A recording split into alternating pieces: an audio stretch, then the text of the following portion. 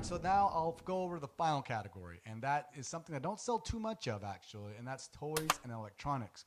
I will sell a lot of toys during Q4, mainly because of the sheer volume that's being purchased, and a lot of times people are buying them just as gifts. So I think it helps with the return rate, knowing that someone's buying it as a gift. So more than likely, they're not going to try to return that item because it's already gone to the person who's receiving those gifts. So that is the first advantage. And I will say, if you do a lot of retail arbitrage, you'll be able to find a lot of these toys on clearance, because a lot of times when you go to retail stores like Kohl's, Target, Walmart, the biggest thing that's in that clearance aisle is toys, and a lot of them are discounted heavily, especially during Q4.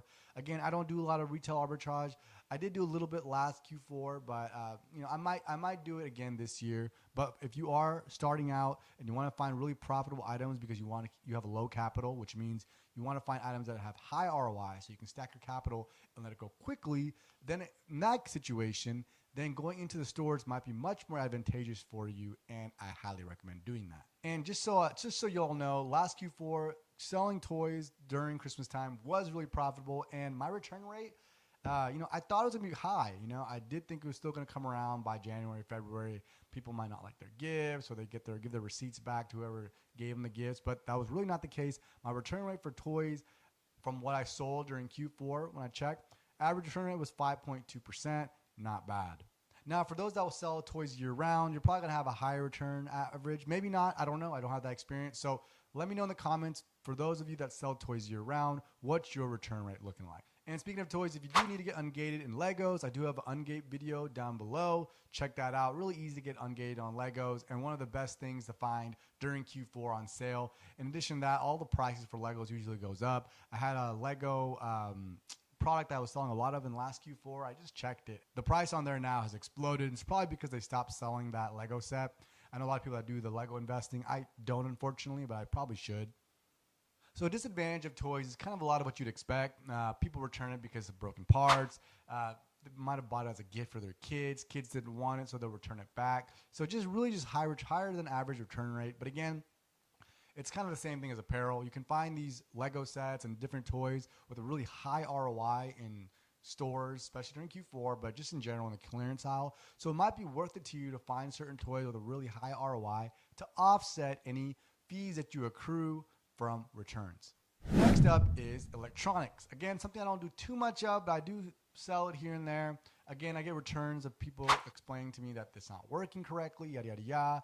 My private label brand's actually in electronics. However, it's not really as dependent on electricity as much. So our return rate is 5.2%, but I believe that's below average in what most people that sell a mass amount of electronics do.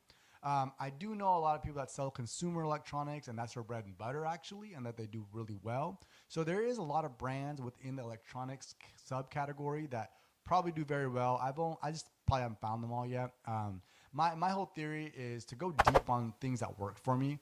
And the first three categories I mentioned have worked for me very well. So I've been kind of just going deep in those categories. Now, when I mean deep, I do also stay wide, right? Like I get a bunch of different brands. I don't just go deep on just one specific brand. But the first three that I've mentioned in this video is really what my business is catered around. But yeah, I just haven't dove deep in electronics. If that's something that you're familiar with, maybe you're much more familiar with electronics than I am, and you're just starting out, maybe that's the way you want to go. I'm not too sure about what kind of IP complaints and stuff like that are, how prevalent it is in the electronics category.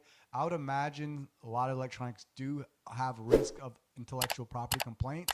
If you have any question regarding that, join the Discord group and ask me. I can kind of get some answers for you. But as far as toys and electronics, again, I don't do it as much as the first three. That's why I had a lot of information over the first three categories.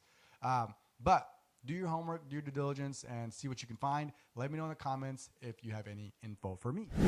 All right, guys, so that was all the advice that I could give based on my own experience. Just to reiterate something, I really want to drive this home is if you're just starting out, don't just start looking at all these different categories at once. Start with one category, get familiar with it, preferably a category that you're already familiar with. Example, when I came in, I started only selling shoes because I came from the sneaker reselling community, so I was really aware and familiar with all the different brands within the shoe category. Then I started branching out to beauty, and that's when our leads list comes in handy. We give out leads to really beginner-friendly sellers as well, and it exposes them to different brands. So if you're interested in the leads list, it's a great value. Join our Discord group if you have any questions, or you can go straight to the website to view the leads list. However, if you want a free Amazon FBA online arbitrage course, that's also waiting for you in our Discord group.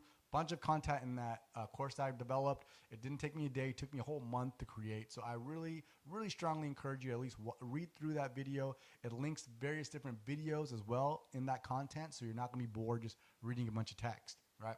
So anyways, if you did find this video helpful, drop me a like, drop me a comment, consider subscribing. If you're listening to this on a podcast feed, drop me a 5-star rating. It really helps me out. And again, thank you all for the support. I will see you guys on the next video.